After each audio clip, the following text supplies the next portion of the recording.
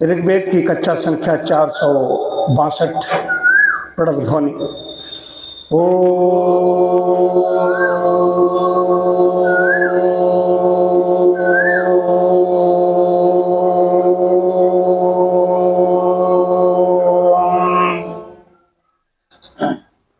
कक्षा में मंत्र आगे बढ़ूं 24वें सूक्त में, उससे पहले 23वें सूक्त के कुछ मंत्र हैं, उनके बारे में मैंने पढ़ा था, आपको बता दूं। मंत्र के बजाय सीधे उसका भावार्थ बता रहा हूं। देवत्व की प्राप्ति की इच्छा करने वाले ज्ञानी ऋषि ने मनुष्य मात्र के कल्याण के लिए इस यज्ञ का आविष्कार किया और ग्रह ग्रह में यज्ञ करने की पद्धति शुरू की। उस ऋषि ने इस यज्ञ को हवि से तृप्त किया और स्वयं भी शक्तिवान हो गया। अतः शक्ति को प्राप्त करने की इच्छा वाले हर मनुष्य को चाहिए कि वो ऐसे अग्नि को प्रदीप्त करे। सबको यज्ञ करने की बात वेद कह रहा है। और भी मंत्र हैं इसके। उसका अर्थ है, ये अग्नि उत्तम कांतिमान सुंदर दीप से युक्त जरा रहित तथा सबसे प्राचीन है।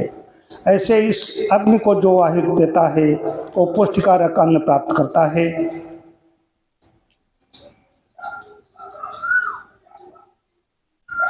ये अग्नि शत्रुओं का दमन करने वाला महान है।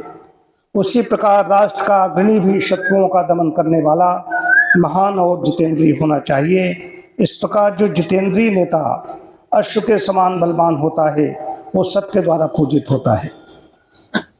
ये अग्नि मनुष्यों के लिए अतीत के समान पूज्य, वनस्पतियों का पुत्र अर्थात लकड़ियों अरण्यों से उत्पन्न और प्राचीन है। इसकी सब अपनी रक्षा के लिए स्तुत करते हैं। अरणी से अरणी मंथन किया जाता है, उसी से अग्नि प्रकट की जाती है। आपको पहले अग्नि का आविष्कार कैसे हुआ? अरणी यज्ञ में अरणी अभी भी कहीं कहीं आप बता रहे थे श्रवण देवी मंदिर में, अरणी से अभी भी श्रवण मंदिर का जब बहुत बड़ा विशाल यज्ञ वहाँ पर होता है तो अरणी मंथन से ही अग्नि वहाँ पर दी जाती है।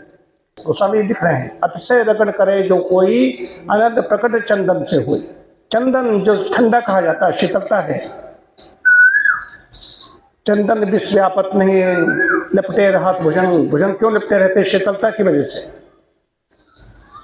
तो शीतल है, उसको भी रगड़ा जाए तो अग्नि प्रकट हो जाती है। तो अग्नि मंथन में कहा गया, ऐसा नहीं अग्नि का आविष्कार वो पाषाण काल जो कहा गया है। ये अग्नि अपनी महत्ता से सब पदार्थों में व्याप्त रहता है और मनुष्यों द्वारा दिए गए सब हव्यों को स्वीकार करता है और यज्ञ में बैठता है। उसी तरह राष्ट्र के नेता को चाहिए कि वो अपनी महत्ता से सब प्रजाओं में पूजा जाए और प्रजाओं द्वारा चलाए गए सब उत्तम कर्मों में सम्मिलित हो। ये राजा की बात कही गई है। राजा ऐसा होना चाहिए जो सबके लिए पूजित हो, ये नहीं उसको सब कोसें, उसकी निंदा करें, ऐसा नहीं होना चाहिए। हे सबके द्वारा वर्णीय तथा सबको निवास करने वाले बलशाली अग्नि, तू स्तोत्र करने वालों के लिए उत्तम ऐश्वर्य, उत्तम प्रजाएं और पराक्रम आदि सद्गुण प्रदान कर। हे अग्नि, तो सबको उत्तम धन प्रदान करता है, अतः हमें भी उत्तम गायों से युक्त धन प्रदान कर तथा मित्र के समान हितकारी और वर्ण करने योग्य श्रेष्ठ जनों को हमारे पास बुला ला। श्रेष्ठ जन हमारे पास आए।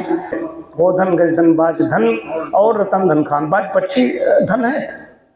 हाँ, ये ऐसे जवाब है संतोष धन सब धन धूर सबम। आगे बढ़ते हैं।